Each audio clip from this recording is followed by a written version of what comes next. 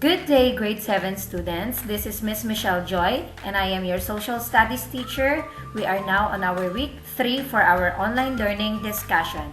Please do not forget to watch the entire video from the start until the end, because at the end of this video, I had a very important announcement about the schedules of your PA and your Term 3 test. So please, if you have any questions, comments, and suggestions, you can always send me a message in our Google Classroom account and I will get back to you as soon as I can. Thank you very much. So class, before we start with our lesson for this week, I just want to have a short review or a recap about the topics that we have discussed last week. So we have discussed continents, Asia, and Asian facts. So this week, we are just going to continue studying about this unit, and this week will be the last week for this unit because as I have told you, please watch the entire video because I have given you a schedule for your PA2 and your Term 3 test.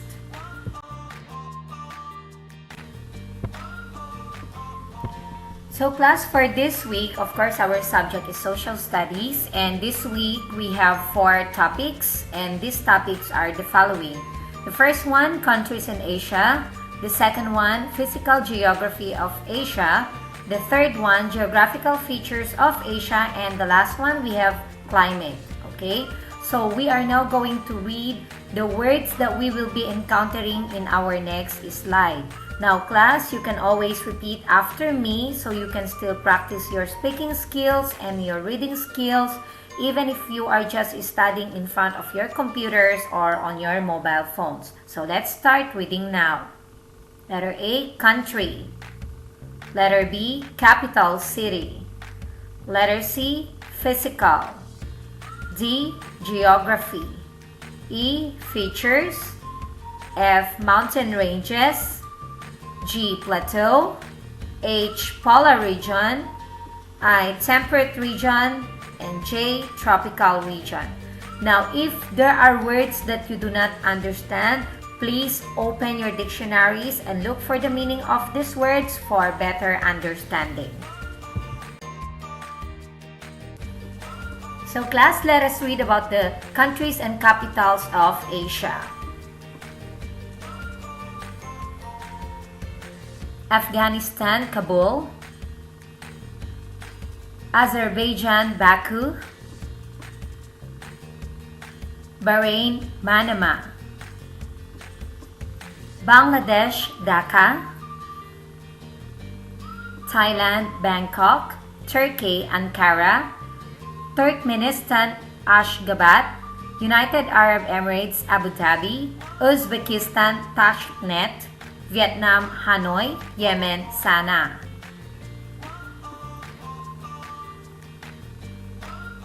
Bhutan, Thimphu. Cambodia, Phnom Penh. China, Beijing. Cyprus, Nicosia. Georgia, Tbilisi. India, New Delhi. Indonesia, Jakarta. Iran, Tehran.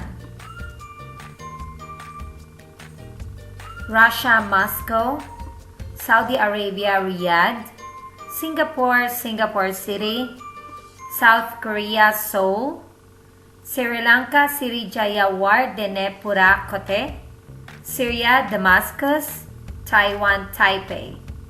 Tajikistan, Dushanbe. Iraq, Baghdad. Israel, Jerusalem.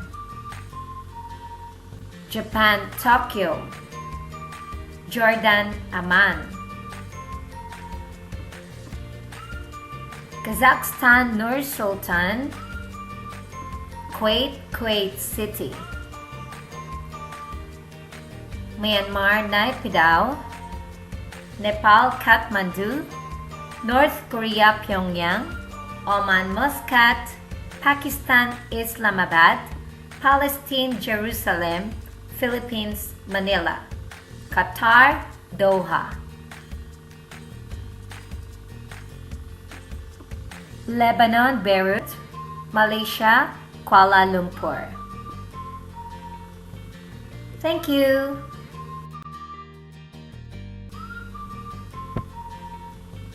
So class, let us now discuss the 5 Asia's geographical features that are written in your book. So class, if you want to highlight your book, that's fine because all the things that you can read in here is the same as your book, okay? So you can follow after me. Number 1, mountain ranges. Asia is home to the world's highest mountain in the Himalayas, the world's highest peak, which is Mount Everest. Number 2, rivers and river plains.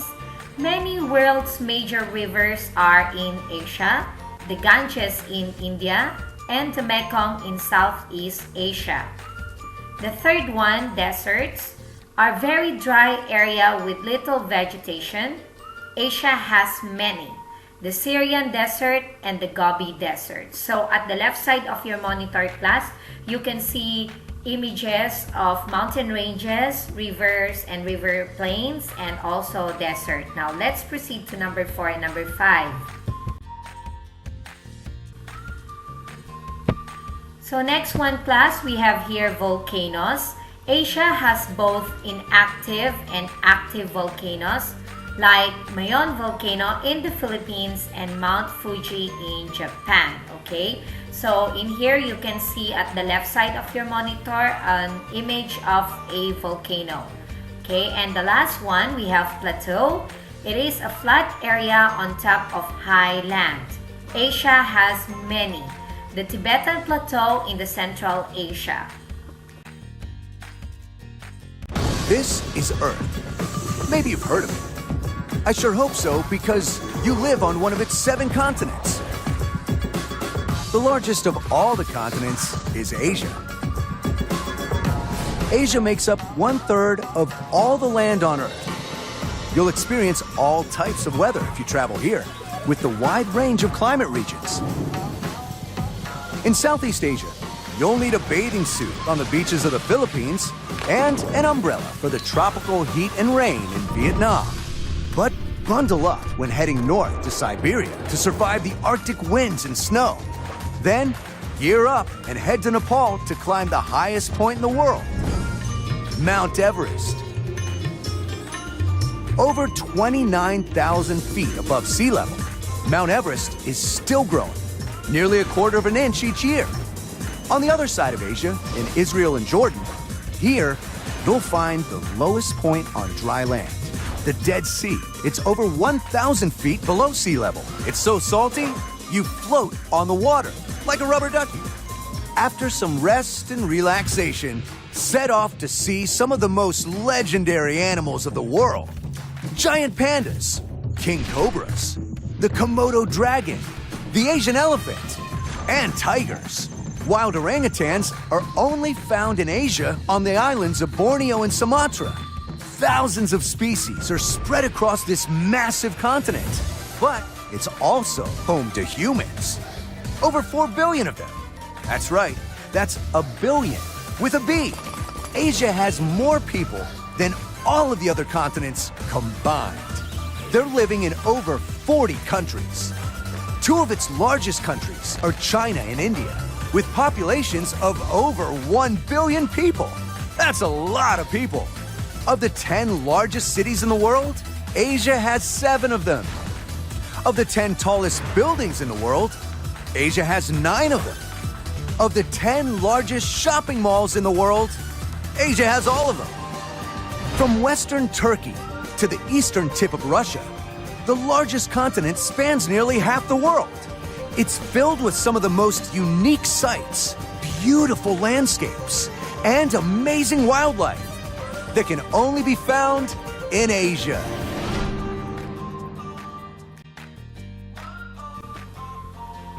Now class, let us now discuss the last topic for this week, which is the types of climate. So there are 3 types of climate that are present in the continent of Asia.